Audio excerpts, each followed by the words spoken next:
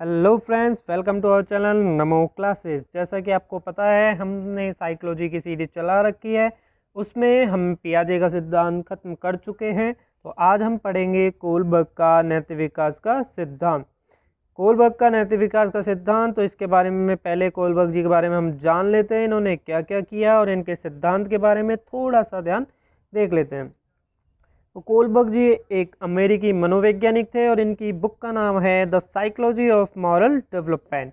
Book ध्यान रखिएगा, ये बहुत इंपॉर्टेंट है। The psychology of moral development. Dilemma, इन्होंने एक दुविधा दी है जिसके फेमस डिलेमा है इनमें हाइंस डिलेमा, जिसके बारे में हम आगे चर्चा करेंगे। एक क्रिटिसिज्म है इनका, आलोचना। इन्होंने कैरोल ग्लीगन की जो आलोचना है वो फेमस आलोचना है। हम दो आलोचनाओं के बारे में चर्चा करेंगे, तो इनके सिद्धांत के बारे में जो आलोचना है वो आगे हम देखते हैं। इन्होंने इम्फेसिस किया है on the morality of the child. जो चाइल्ड की नैतिकता है उस पर इन्होंने प्रभावित किया है, उस पर प्रभाव दिया है। और ही defines that how the morality of the child grows, कि किस प्रकार से बच्चे की एक नैतिकता बढ़ती है। पहले 2 साल में कितनी नैतिकता होती है उसकी, 8 साल में कितनी होती है, इस प्रकार से। और स्टेजेस पर इन्होंने उम्र के हिसाब से इतना ध्यान नहीं दिया है, क्योंकि इन्होंने देखा है कि जितना व्यक्ति नैतिक रहेगा, या बड़ा जो है 15 साल का 18 साल का, उसकी जितनी नैतिकता होगी वो उसी अवस्था में होगा। जिस प्रकार से इन्होंने अवस्थाएं और लेवल दिए हैं, इन्होंने 3 लेवल दिए हैं और 6 स्टेज दिए। ध्यान रखिएगा, इनके जो लेवल है वो 3 है, ये जरूर ध्यान रखिएगा। और स्टेजेस जो हैं वो 6 है। कई बार ये आप 3 तो स्टेजेस कर देते हो और लेवल 6 कर देते हो, तो ये नहीं, ध्यान रखिएगा, बहुत इंपॉर्टेंट है ये। इन्होंने अपने सिद्धांत में देखना है कि क्या राइट है क्या रॉन्ग है, बस यही है मोरलिटी। 2 अवस्थाएं आपके सामने आएगी, 2 स्थिति आपके सामने आएगी। अगर वहां आपने देख लिया कि क्या रॉन्ग है और क्या राइट है, बस वही है मोरलिटी। जैसे कि परिस्थितियों के अनुसार क्या सही है क्या गलत, यही निर्णय लेना नैतिकता है। नैतिकता क्या है, मोरलिटी के बारे में हम जब चर्चा करेंगे। सॉरी, यहाँ पे मीनिंग थोड़ी रॉन्ग हो गई, आप देख लीजिएगा। तो परिस्थितियों के अनुसार आपके सामने जब परिस्थितियां आएंगी, तो आप किस प्रकार से सोचेंगे, किस प्रकार से आपकी नैतिकता लगाएंगे, बस उसी अवस्था में आप नैतिक अवस्था में रहेंगे। तो यही है मोरलिटी। इसके बारे में हम चर्चा आप आगे करेंगे, इसके बारे में आपको चिंता लेने की ज़रूरत नहीं है। तो देखिए, आप ध्यान देखिए कि ये हैं आप, और ये यहाँ से आगे ट्रेन, यहाँ पे ज़्यादा लोग हैं और यहाँ पे केवल एक लोग है, एक बंदा है। तो अब आपके हाथ में ट्रिगर है कि ट्रेन को यहाँ से रवाना करे या यहाँ से रवाना करे। तो आप क्या आंसर देंगे? 99% आप देंगे कि यहाँ से, क्योंकि एक बंदा ही मरेगा। तो आप यहाँ से ट्रिगर दबा देंगे। लेकिन अगर ये आपका फ्रेंड है, अब बताइए, अगर ये आपका फ्रेंड है और आप इनको जानते भी नहीं हैं, तब आप क्या करेंगे? तो यही है नैतिकता, कि आप क्या सोचते हैं, किस परिस्थिति में सोचते हैं। अगर ये फ्रेंड, चलो फ्रेंड नहीं है, और नेक्स्ट अवस्था में अगर आप ये दे देते हैं कि आपका ये भाई है, तब आप क्या करेंगे? बस यही है मोरलिटी, किस प्रकार से आप सोच रहे हैं इस परिस्थिति में, बस वही तो है मोरलिटी। Famous dilemma. अब हम दुविधा की बात करते हैं कि कोलबर्ग ने क्या दुविधा दी थी अपने नैतिक सोचने के लिए, या व्यक्ति को सोचने के लिए कि किस प्रकार से वो नैतिकता दर्शाता है। तो इसकी डिलेमे का नाम है हाइंस डिलेमा। मतलब कि हाइंस नाम का एक व्यक्ति था और उसकी पत्नी बहुत बीमार हो गई थी। अब उसने सोचा कि उसको क्या करना चाहिए।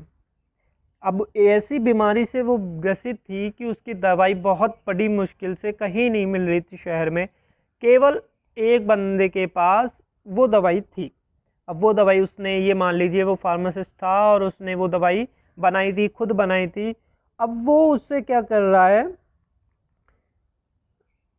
हाइंस की पत्नी ऐसी बीमार पीड़ित हो ही गई है और वो व्यक्ति दवा के बदले बहुत पैसे मांग रहा है, इतने पैसे मांग रहा है, दुगने तिगने पैसे मांग रहा है, या हाइंस के पास है ही नहीं, इतने पैसे मांग रहा है।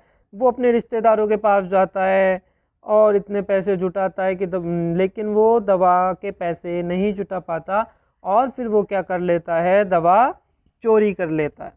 अब दवा चोरी कर लेता है तो आपसे ये क्वेश्चन पूछा जाएगा कि उसने दवा चोरी की है, सही है या गलत।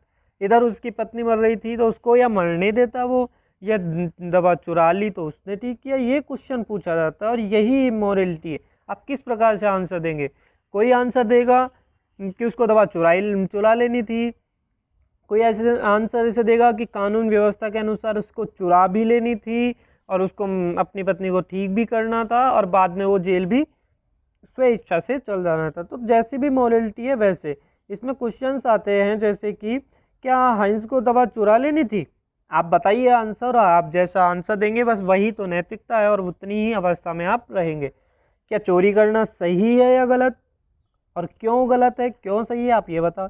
क्या यह पति का कर्तव्य है कि वह पत्नी के लिए दवाई चोरी करके लाए? मतलब पति का कर्तव्य दवाई चोरी करके लाए तो चोरी पे इम्फेसिस होगा या केवल पति धर्म पे होगा, तो वो बात है। क्या दवाई बनाने वाले को हक है कि वो दवाई के इतने पैसे मांगे? आप बताइए। और एक क्वेश्चन ये भी हो सकता है, क्या कोई कानून नहीं है जिससे दवाई की कीमत पर अंकुश लगाया जा सके? ये क्यों या क्यों नहीं? तो इस प्रकार के जो क्वेश्चन है ये पूछे जाते हैं एग्जाम में नहीं, बट आपकी नैतिकता दर्शाने के लिए। अगर आप जैसा आंसर देंगे इनमें, बस आपकी वैसी ही नैतिकता होगी या उसी अवस्था पे होगी। किस प्रकार से अवस्था है हम उसके बारे में चर्चा करेंगे आगे।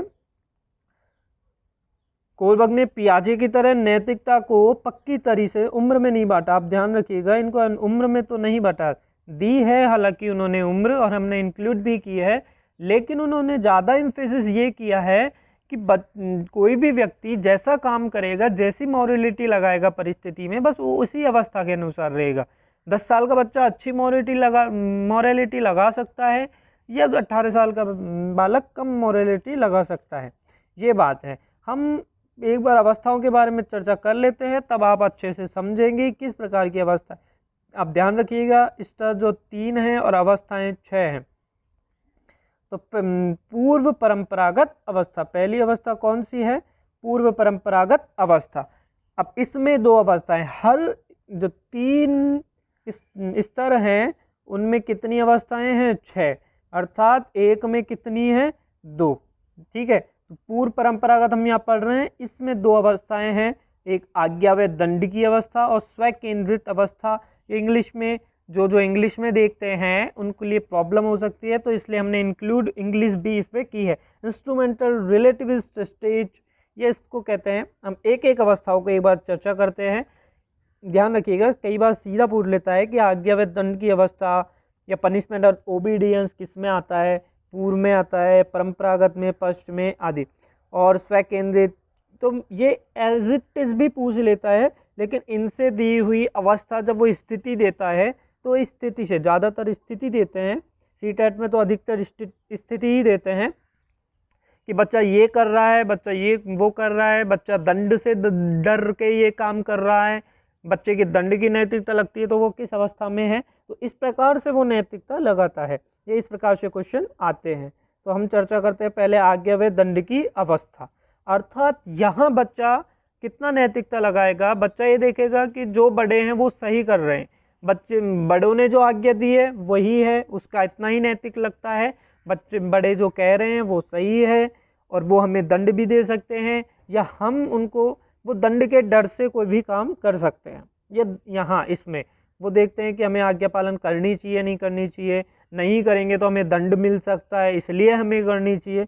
वो इसलिए भी कहता है कि हमें आज्ञा मिली है इसलिए काम करें और हमें दंड मिल सकता है इसलिए काम करें, ये तो उस वही नैतिकता रहती है उनकी। फिर दूसरी में आती है स्वकेंद्रित अवस्था, अर्थात इंस्ट्रूमेंटल रिलेटिविस्ट स्टेज, अर्थात वो अपने को केंद्रित रखता है। अगर खुद के थप्पड़ लग जाए तो वो दूसरे के भी थप्पड़ लगाता है। जैसे बच्चे नहीं रहते, झगड़ते हैं स्कूल में, कई बार आपने देखा होगा, एक छोटा बच्चा दूसरे को लगाता है, दूसरा फिर उसके लगाता है, मतलब टिट फॉर टैट, जैसे कि तैसा। ये इसकी सीधा पूछ लेता है टिट फॉर टैट कहाँ आता है, कौन सी अवस्था में आता है, तो आपको ये ध्यान रखना है। यहाँ बच्चा क्या करता है कि जैसे मुझे मिला है वैसे ही तुम्हें मिलना चाहिए, बस वही अवस्था इसकी रहती है। कई बार वो ये अवस्थाएं जो है पियाजे से जुड़ी हुई है, आप ध्यान रखिएगा। इसी एज में पियाजे ने कहा था कि वो जब हम उसके बच्चे के थप्पड़ लगाते हैं या बच्चा गिर जाता है तो उसकी मम्मी ज़मीन के थप्पड़ लगाती है, जैसे निर्जीव अजीववाद हमने पढ़ा था ना, जीववाद, तो वो बस वैसी वैसी ही कुछ यहाँ पे। तो ये कुछ कुछ कई अवस्थाएं, हर चीज़ एज के अनुसार, पियाजे के अनुसार भी मिलती है। मतलब पी जैसे कि स्व केंद्रित अवस्था, इसमें अहम केंद्रित होता है ना बच्चा, ईगोसेंट्रिक नहीं होता क्या, पूर्व बाल्यावस्था या उसमें हमने पढ़ा है, पूर्व प्री ऑपरेशनल स्टेज में हमने पढ़ा था, प्री कंक्रीट अवस्था में, तो अहम केंद्रित। तो वैसा ही तो है यहाँ पे, स्व केंद्रित भाषा ही तो है, वही तो है, खुद को केंद्रित मांग रहा है। और यहाँ टिट फॉर टैट की अवस्था है, जैसा तुम करोगे वैसा मुझे। खाना खिलाता है कि मैंने तुम्हें खाना खिलाया है तो तुम भी मुझे खिलाओ, या कल मैंने तुम्हें खाना खिलाया था तो आज मुझे खिलाओ, बस वही।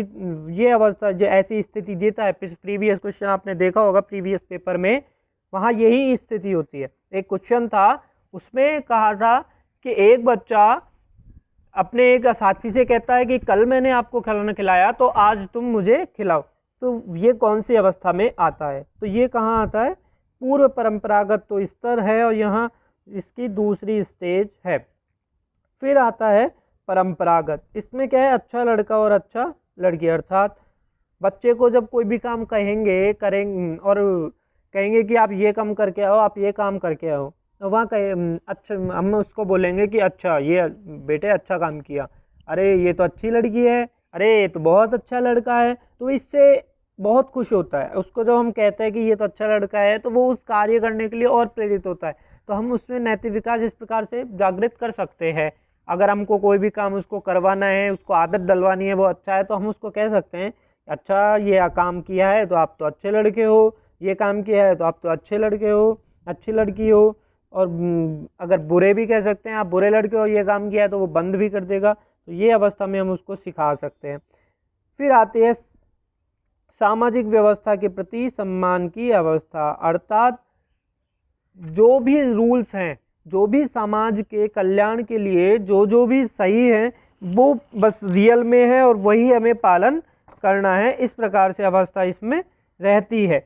जैसे कि आप अगर लाल बत्ती पे खड़े हैं, रोड पे खड़े हो, लाल बत्ती हो गई तो आप वहां से नहीं जाओगे, क्योंकि कानून की पालना ही सर्वोच्च है। रूल्स आर रूल्स, बस कई बार पूछ लेता है कि रूल्स आर रूल कौन सी अवस्था में है, तो यहाँ चौथी अवस्था में आता है कि आपके लिए कानून ही सर्वोच्च है, कानून जैसा करेगा बस वही है। रेड लाइट है तो आप क्रॉस नहीं कर सकते, आपके लिए कानून जो है वो बहुत सर्वोच्च है। फिर आती है पश्च परंपरा अवस्था। पश्च परंपरा अवस्था में क्या होता है, पोस्ट कन्वेंशनल स्टेज में क्या है, सामाजिक समझौते की अवस्था, सोशल कॉन्टैक्ट। अर्थात सामाजिक समझौते की अवस्था में किस प्रकार से कि आप देखेंगे कि मानव कल्याण जो है, लोगों का कल्याण जो है, या क्या सही है, कानून से परे भी क्या सही है। जैसे कि इस अवस्था में आप रेड लाइट हो, आप क्रॉस नहीं करोगे, पर यहाँ आप में इतना नैतिक विकास आ जाएगा कि आप ये सोचोगे कि अगर एम्बुलेंस आई है तो वो रेड क्रॉस कर सकती है, या उसके लिए हम स्थान दें और वो रेड लाइट से आगे पार कर सकती है। अर्थात जहाँ ज़रूरतें हो, जहाँ लोगों की जीवन की हानि हो रही हो, या जहाँ भी सर्वोच्च मानवता हो, या मानवता को ज़्यादा हम कानून से इम्फेसिस हम उसको महत्वता दे सकते हैं। बस यही है वो अवस्था, कोई भी आदमी, कोई भी व्यक्ति ऐसा काम कर सकता है। और ये है आंतरिक विवेक की अवस्था। यहाँ व्यक्ति का नैतिक विकास इतना हो जाता है कि वो सर्वोच्च मानव कल्याण के लिए, सारे मानव कल्याण के लिए कार्य करने लग जाता है। जैसे कि गांधी जी आप देख सकते हैं, अगर एग्जाम्पल देंगे आपको अच्छा से समझ में आएगा। गांधी जी, उनके लिए अहिंसा परमो धर्म था, और वो उन्होंने अपनी सारी जिंदगी सारे भारतीयों के लिए बहुत गुजार दी। तो अपना जो उनका नैतिक था उसने सारे, विवेकानंद जी देख लीजिए, उन्होंने दयानंद जी देख लीजिए, कुछ ऐसे पर्सनैलिटी हैं कि वो सर्वोच्च मानवता के लिए जिए हैं, वो अपने लिए नहीं जिए। यहाँ कम होता है, यहाँ केवल रूल्स को हम थोड़ा तोड़ सकते हैं जहाँ पे हमें ज़रूरत पड़े, लेकिन यहाँ क्या है, एक व्यक्ति सारे मानवता के लिए, कल्याण के लिए, उसके लिए अपना जीवन भी त्याग सकता है। इस प्रकार की अवस्थाएं हैं। होप आपको ये समझ में आ गई होगी तीनों अवस्थाएं।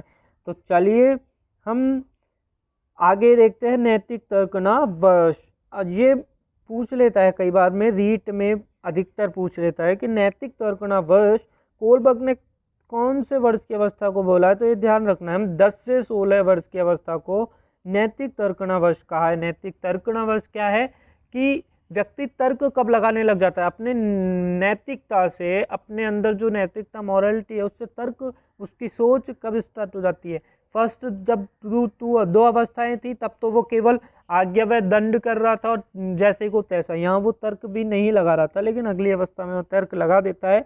लगभग इस एज में उसकी तर्क वो सोच सकता है, हाँ ये सही है, ये गलत है, ये करना चाहिए, ये सही रहेगा, ये मानवता के लिए सही रहेगा, ये उसके सही रहेगा। इस प्रकार से ये तर्कणावश होती है। तो ये ध्यान रखिए, आपको केवल इतना ध्यान रखना है, 10 से 16 वर्ष नैतिक तर्कणावश मानी है कोलबर्ग ने। ये तो फैक्चुअल क्वेश्चन है आपने। अब इनकी आलोचना के बारे में हम चर्चा करेंगे। तो इनकी फर्स्ट आलोचना कैरोल ग्लीगन ने की है। सीधा क्वेश्चन पूछता है, फैक्चुअली पूछता है कैरोल ग्लीगन ने किसकी आलोचना की है, किस सिद्धांत की आलोचना की है। वहाँ ऑप्शन में आएगा पहला पियाजे का सिद्धांत, दूसरा आएगा कोलबर्ग का सिद्धांत, तीसरा आएगा वाइगोत्स्की का सिद्धांत, चाहे आएगा हल का सिद्धांत। तो आपको कोलबर्ग का सिद्धांत सीधा आंसर है। तो इस प्रकार से पूछ लेता है। तो क्या किया है, किस पे एम्फेसिस किया है, उन्होंने कहा है कि अपने प्रयोग में केवल पुरुषों को, हाँ जो कोलबर्ग है इन्होंने अपने प्रयोग में केवल पुरुषों को शामिल किया है, महिलाओं को नहीं किया। और उनका प्रयोग जेंडर बायसनेस, जो लैंगिक पक्षपात है, ये दर्शाता है। बिल्कुल सही है, महिलाएं अलग प्रकार से सोच सकती है और उनकी नैतिकता अलग हो सकती है। बिल्कुल सही है। आप देखेंगे जैसे पुरुषों में भाव होते हैं वैसे महिलाओं में नहीं होते। महिलाएं ज़्यादा भावुक होती है, मॉरलिटी उनमें ज़्यादा हो सकती है, उनमें कम हो सकती है। वो एक परिस्थिति में किस प्रकार से सोचे, अगर जैसे हमने आपको बताया कि ये आप इधर आप हो और इधर से ट्रेन आ रही है, यहाँ से 2 पटरी है, और यहाँ आपका फ्रेंड है, यहाँ पे 5 लोग हैं।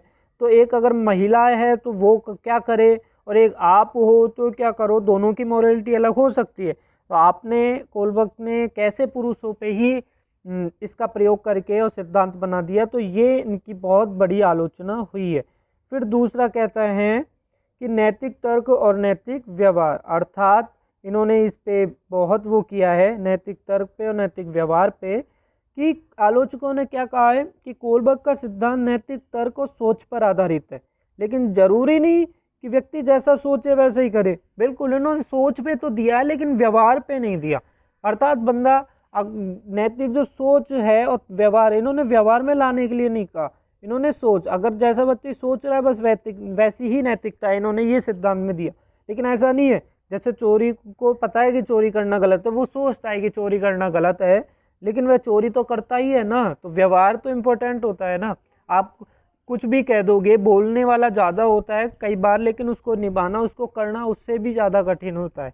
तो वही तो नैतिकता है। आप बोल तो दोगे इसको, फ्रेंड को इधर फ्रेंड के लिए वो कर दो या इधर वो कर दो, लेकिन आपकी नैतिकता क्या करोगे जब पता लगेगा किस प्रकार से। जैसे कि चोर को पता तो है चोरी करना गलत है, या आप में भी कई बार ऐसी स्थिति आई होगी, आपको पता है कि ये चीज करना गलत है लेकिन आप वो करते हो। जैसे कि आपका लॉकडाउन है, आपको पता है गलत बाहर है निकलना, लेकिन आप बाहर निकलते हो, तो ये किस प्रकार की आपकी नैतिक अवस्था है। अगर बच्चा जैसे कि आप मंदिर जाते हैं और वहाँ अगर उस चप्पल चोरी हो जाती है, फिर वो क्या सोचता है कि मेरी चप्पल चोरी हुई तो चलो ठीक है मैं दूसरे की चप्पल पहन जाता हूँ। मतलब क्या, कौन सी अवस्था है उसकी, कैसा नैतिक लगा रहा है, वो अभी कहाँ पे है, वो अभी केवल कौन सी अवस्था पे है। जैसे को तैसा टिट फॉर टैट, मेरी चप्पल चोरी हुई तो मैं किसी की और पहन जाता हूँ, तो इस अवस्था पे है वो। तो इस प्रकार से हम जब स्थिति होती है तो पता लगाते हैं कि कौन सी अवस्था में क्या है। तो धन्यवाद आपका, बहुत बहुत धन्यवाद। आपको कैसा लगी वीडियो आप कमेंट करके जरूर बताइए, और लाइक शेयर सब्सक्राइब तो बनता है बिल्कुल, एंड आप बेल आइकन जरूर दबाइए। नमो क्लासेस फेसबुक पे आप पेज ज्वाइन कर सकते हैं नमो क्लासेस के नाम से, एंड इंस्टाग्राम पे गोपेश वैदिक नाम से आप हमें फॉलो कर सकते हैं। आपका बहुत बहुत धन्यवाद, फिर मिलेंगे।